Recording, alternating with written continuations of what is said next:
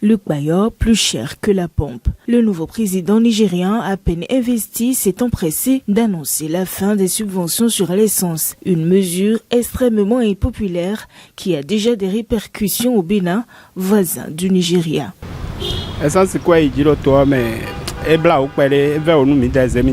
C'est assez pitoyable, surtout pour nous, les conducteurs de taxi-moto. C'est assez compliqué, de 450 jusqu'à 800, c'est déplorable.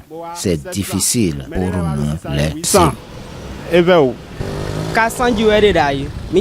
C'était à 400, nous le prenions, même à 390. Si c'était à 500, cela nous soulagerait. Donc, 700, 800. Nous implorons le gouvernement de nous aider comme il peut.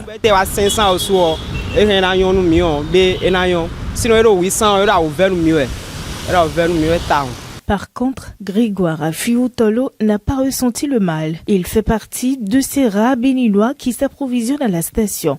Le prix de l'essence relaté, je n'ai pas eu vraiment un sentiment particulier là-dessus. Pourquoi? Parce que déjà ils étaient dans l'informel.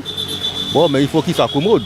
Ce qui est évident, c'est que dans les stations publiques ou les stations d'État ou même qui sont, n'est-ce pas, commercialisées ici au Bénin, il n'y a pas d'augmentation. Le prix demeure le même, il demeure entier. Il n'y a pas eu de spéculation là-dessus.